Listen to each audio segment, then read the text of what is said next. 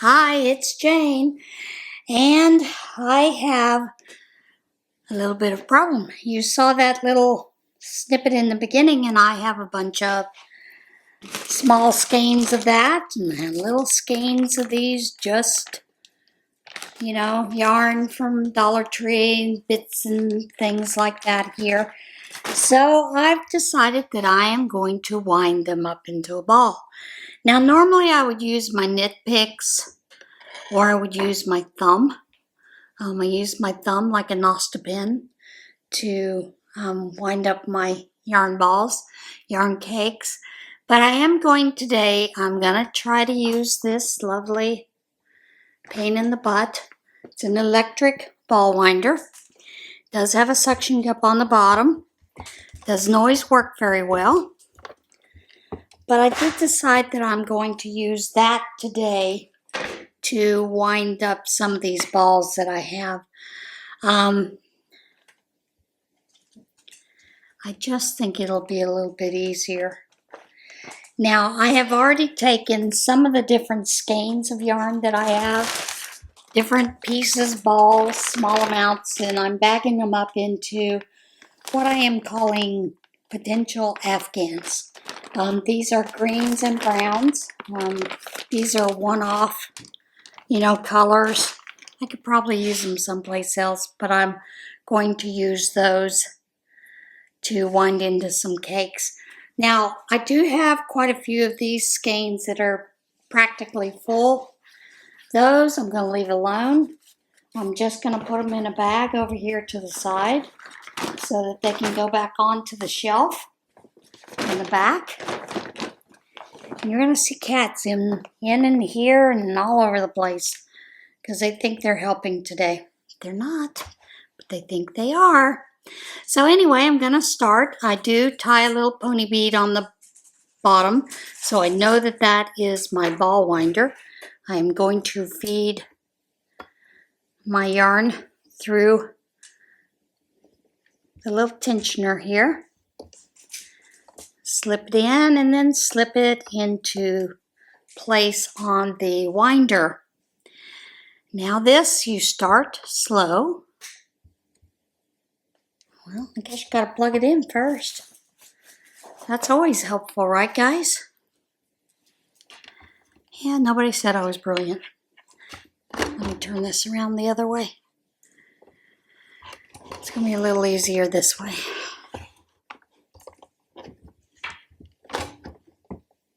I think.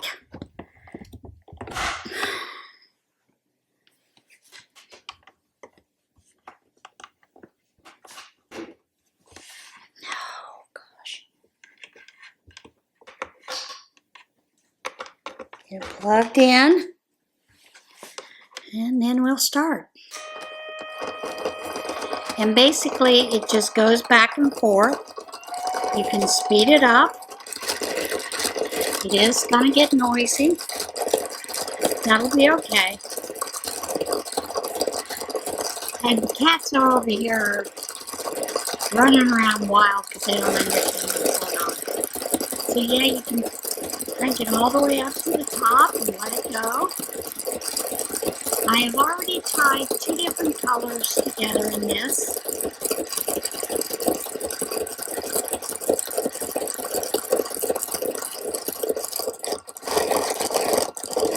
You have to be a little bit careful, like when we start to get a nice little knot here, gotta undo it and kind of watch what it's doing.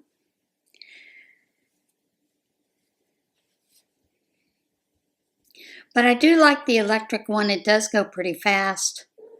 I had purchased one that was actually called a Stanwood. At least that's what it was advertised as. It was not. It was a knockoff from China. And it did not work well. So I was not a happy camper with it.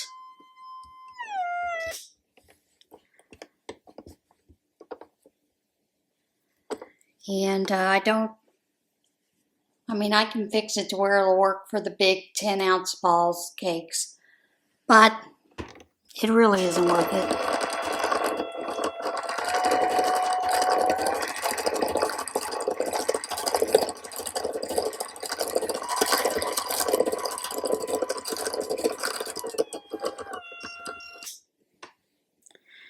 And these do come along pretty nice. They do work out pretty good. With the electric ball winder, this is a boy ball winder. I want to say I got it for like $15. I think Walmart was clearancing them out because they were getting rid of them. For some reason, $15 is what came to mind, and I thought, yeah, it's worth it. $15 to give it a shot, see how it goes. And for the most part, it works pretty well, you know. You just really have to keep an eye on it, see what you're doing. You know, like when it starts to get knotted up, coming out of a skein. And that happens all the time anyway. So, and generally after a while it's pretty smooth, no issues.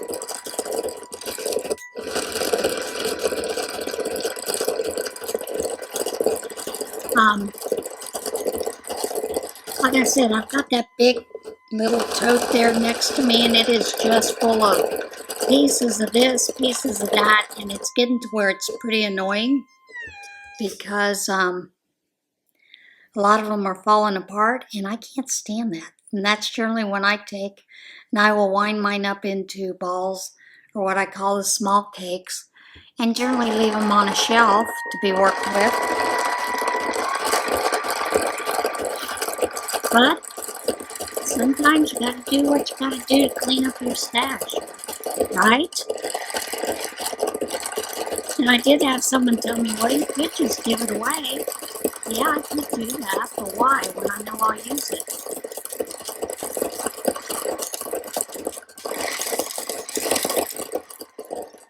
And now it's time to tie on another string of yarn, so let me find something. I do have a friend that does use this type of winder themselves at home, but she says she actually takes and tapes the yarn to it. So, you know, there are a lot of options you can do. Tape it, whatever. I think I'll tie on some of these smaller cakes in here that I have, just messing around to use those. And I just use magic knot. You know, you could do an overhand knot, you could do whatever you wanted. But I do find that the magic knot works well.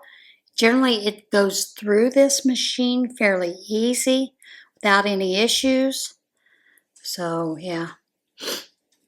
Like I said, I can't find my knit picks. I don't know where it's at. It's probably still in the garage somewhere. Probably with a bunch of yarn. Lord knows, I got plenty. Can't seem to do anything without finding yarn all over the place these days.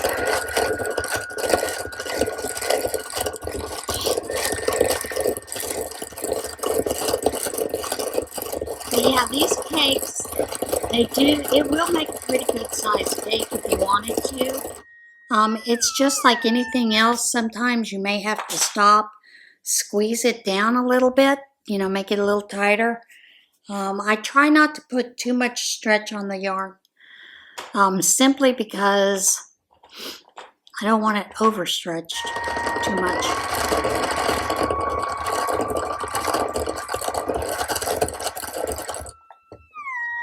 And we're getting down to where we probably need to tie on another color. Let's see, we've got green, blue, purple, green, blue. Let's see if I've got sort of a kind of red color in here. See a little bitty red one. So I had a little red one. From the hats that I've been redoing, I have just been winding some yarn up into a ball, and I will make that into a cake. Then just tying them on together like a magic ball, magic yarn ball. And I'm going to call it the clown cake. Of course, it'll be one of those that I'll, hold with black, tan, brown, something. When I do my my scrappy blankets. And when I do that, I hold a basic color together with it. And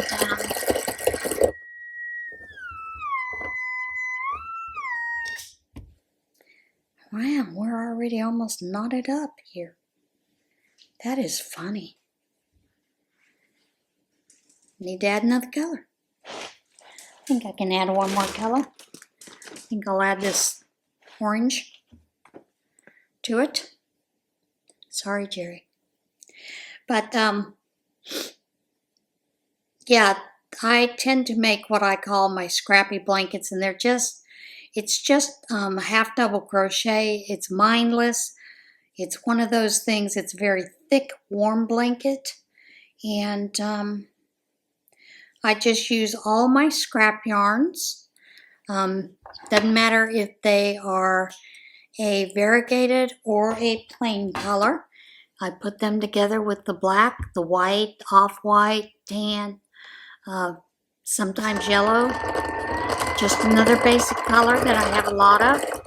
And I hold those two together and I crochet a blanket. It can be a lap can, it can be a full-size blanket. But they do have a lot of color in them, and they do come out very nice. Okay, let me see. I'm going to add one more color to that.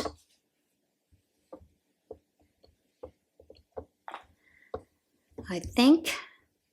And then we will be done with this cake.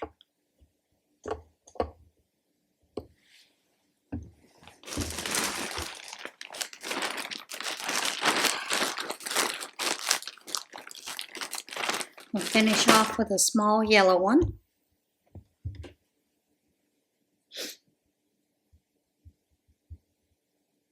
But this is a great way to take all those small balls, use them up, and then you could you've already got cakes ready to go when you're ready to crochet, and you don't have to have a big bag, full of just yarn balls by your side to crochet when you're doing those scrap blankets.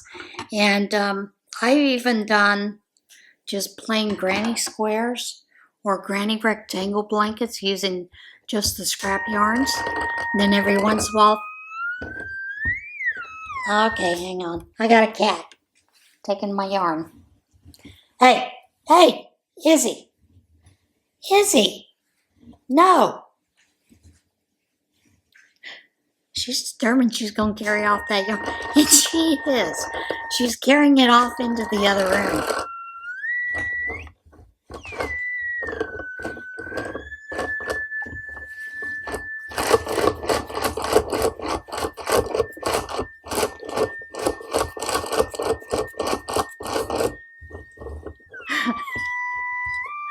I'm telling you, they said have cats. It'll be fun. Get a cat. I got two, and these two are busy trying to help. Izzy, let go. Let go.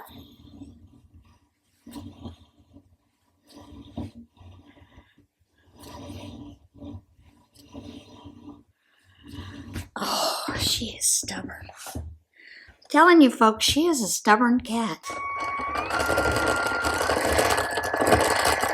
Did manage to wrestle it away from her. So we'll be able to finish this ball here in just a second. Got to get it untangled from where she wrapped it around.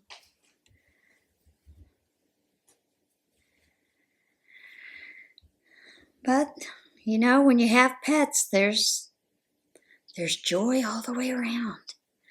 Because they just want to help you, Mama. Although they don't realize that they are not helping at all.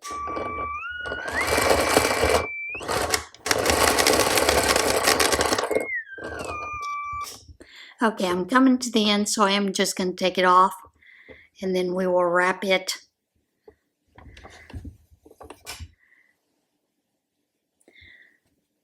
I'll just wrap it around, tuck it in somewhere. And I've used bobby pins to tuck them in and barrettes, but there I've got a nice little cake that's ready to use in a scrap ball. Thank you, Miss Izzy. I do not need your help, Missy Moo.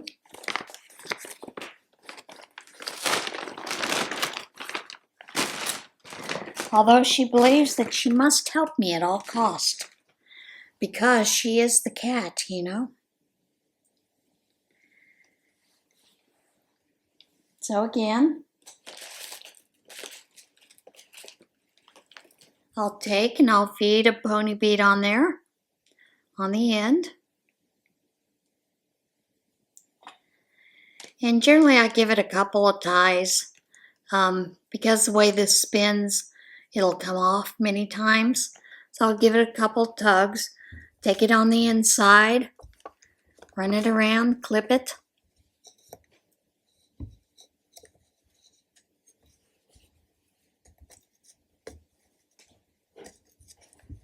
And clip it through.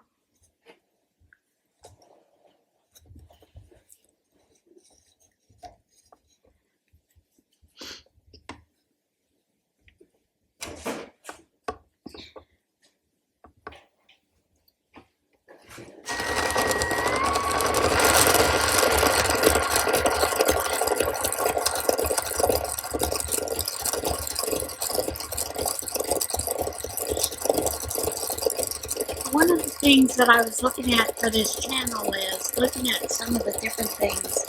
I started talking about how I had noticed that there's a lot of AI generated patterns lately. And I don't know about you, but those patterns really annoy me. Because you think it's a beautiful project and someone, comes along and says, that's AI generated. Can't be done. I know that in the scrapbook, Scraptastic Yarns Facebook page, I had listed what someone had called a knitted project of I think it was a dinosaur or something like that. And people had said, well, it's AI generated. I knew it was AI generated. However, that is a great inspiration piece.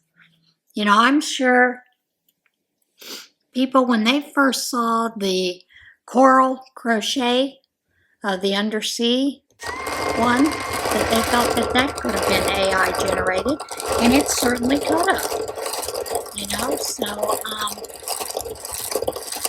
But sometimes inspiration doesn't have to be real. It can be AI generated, and I'm fine with that. It's something that's nice to look at and see how it's going to go.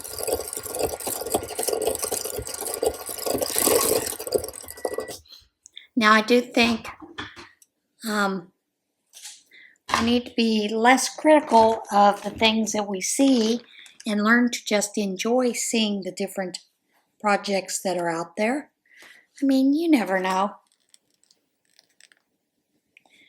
whether it's actually AI generated or not. Now, these skeins are full skeins that I got at Dollar Tree.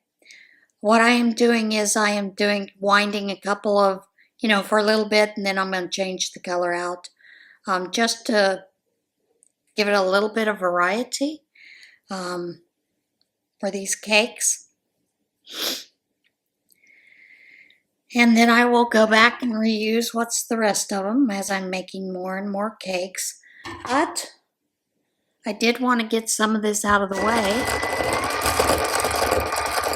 So, because it is driving me nuts having all this just sitting here.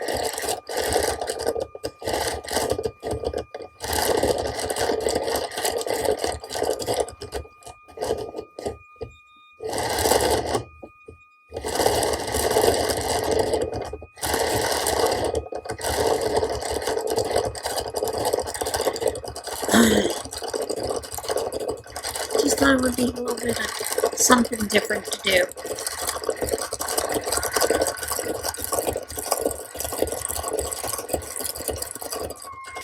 So with seeing all the AI generated pictures, crochet patterns, I thought I would also take a little bit of time to do some research and determine how you can determine if it is AI generated. Of course, if you look at it closely and see that the stitches aren't real clear, defined, and then you look at it and you determine that, that looks a little odd, the way that the stitch is. Just some tips and tricks for us, because I've noticed a lot of people buying some of these patterns on Etsy, and then of course when they go to the seller never gives them an answer to their questions or whatnot. And I'm not so sure Etsy gives a hoot, to be honest. So I thought, maybe we'd look at some of that, see if we can find a way to determine whether it is AI generated, and if we can figure out how to tell the difference with it. And I know that there is a way. So that is something to look at.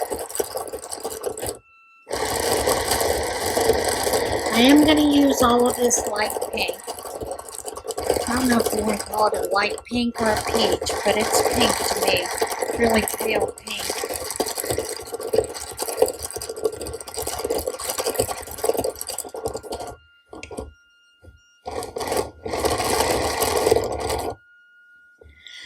I was asked again this year to help with some of the UPMC baby hats. And the hat that they chose, the pattern is difficult.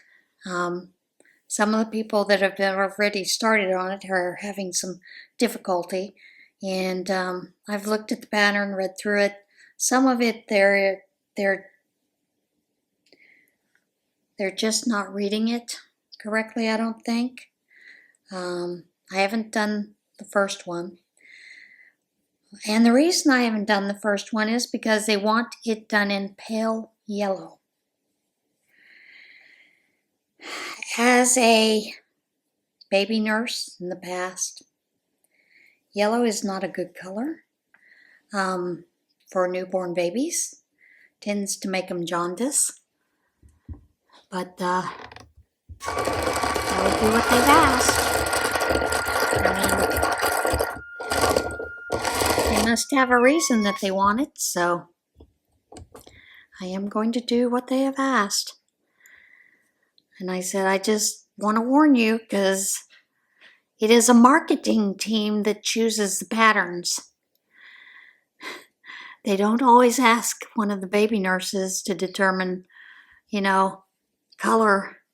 They just decide on a color they want. They wanted pale yellow because it is neutral. Yes, it is neutral. But it's going to be a rather interesting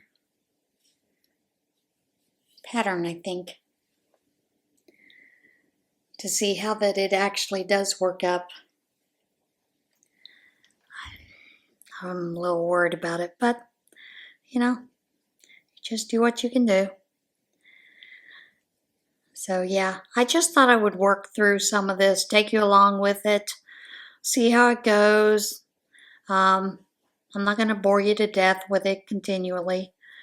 I will do a lot of this off screen and then show you the end results of all the cakes that I got. But sometimes you have to tame the stash, and that's what I'm trying to do, because it is a bit of a mess here. And I do have so many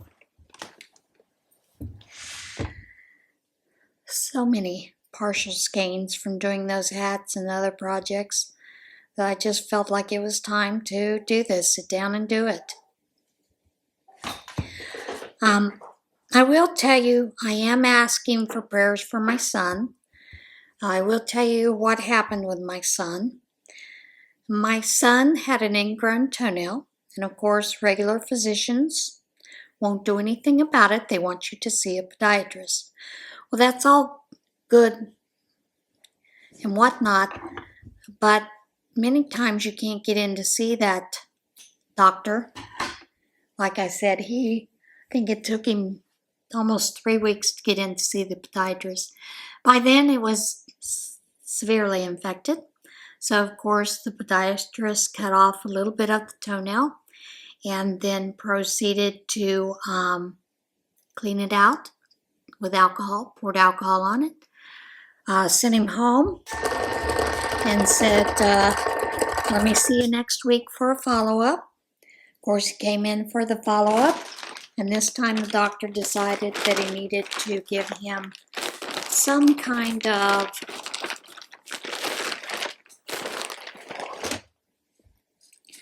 antibiotic, gave him an antibiotic, but his insurance company would not pay for the stronger antibiotic.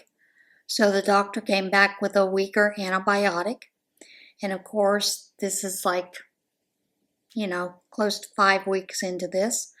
At 6 weeks, my son, when he went back to see the podiatrist, told him, I think the bone is infected and this is why. And the podiatrist told him, no, it's just an infection. All you're seeing is swelling. That's all that is. So, told him to continue with the antibiotic. Took off a little bit more of the toenail and sent him on his way. And this has gone on for a couple of weeks. And now finally yesterday, or the day before, Tuesday, he did come back and say, yes, the bone is infected. Sent him over to infectious disease. Now my son had diverticulitis and had part of his bowel removed. And at that time, he had a severe infection. They put him on antibiotics. And then he had broken his thumb. And for some reason, the bone got infected. So, he was on antibiotics for that. And over a year, and as a result, when you're on a lot of antibiotics for a long time, you develop something called C. difficile. And C. difficile is not for the faint of heart. It's a pretty serious infection. One of the main things it does is you have a lot of diarrhea. You have all kinds of issues, and just takes a long time to get rid of. You're in the hospital many times, because if the infection almost overtakes you, you don't become sepsis, although sometimes you can become septic. And of course, then they have to do more antibiotics, and it's a vicious cycle is what happens with it. He was so upset when he was talking with the infectious disease doctor, because they're planning another year of antibiotics, which normally you are on antibiotics for a year with a bone infection. And he was pleading with the infectious disease doctor to simply amputate the toe. The doctor's not willing to do that yet. He said, I can't go through another year of this, bouts of C. difficile, everything else being out of work. I just can't do it. Just amputate the toe. So his mental health is a little precarious at the moment because he's so upset about it. He is bipolar and has another mental disease issue. They call it the 3 Bs or something like that. So he's pretty upset, up and down about it. So I would appreciate any prayers that you can send his way, good thoughts, lighting candles, vibes, whatever it is you do. That would help him, I'm sure. And I told him that's what's going to happen, because that's what your mother's going to do. She's going to put you on every prayer list she can find. And I was going to tell everybody I could about it, and hopefully you guys can light candles, whatever it is you do. Pray for this boy. He can use all the help he can get. So yeah. All right, this has gone on for at least, I think, close to 30 minutes. So I'm going to let you go. I've chattered on enough. Let's move on. I will see you again soon. Everybody remember, be a little kinder to yourself. Be kind to one another. I'll see you again soon. Bye. And here is how I have all that yarn. These are the ones that are all of the mostly full skeins that I put back into this tote so that I know I have those available. Well, it's the next day and I have quite a few of those cakes wound up. Some solid colors together. Then I placed some of those just yarns together in a small little basket. Some of the other colors. And then we have some more cakes. Now I'm adding, I do keep in this basket what I call neutrals because I can use those for gnomes or body parts. And I'm going to add my clown cakes. And this is what I dubbed these things. These are all the leftover yarns. Those two cakes are the leftover yarns from the hats that I had to redo. And I do have a few more to redo. I think I've got 4 more hats, so a little bit will be added to that smaller one.